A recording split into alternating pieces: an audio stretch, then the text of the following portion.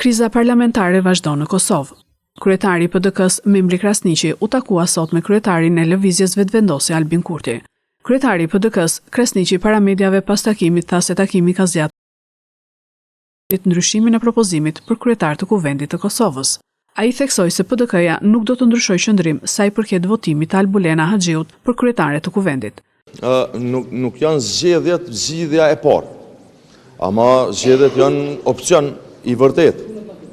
E kemi përmend, nuk kemi diskutu për çështme, po kemi përmend që nëse ka një blokadë, nëse vërtet ka një këmbgulje, një kryenetësi nga ona vetëvendosjes, që me thonë ja Albulena ja hiq, me bo ma transish me Zojen Haxhiu që po thu thash se so krejt institucionet e Kosovës, atëherë dorën zamër, ma mirë me shku në zgjedhje edhe nërë.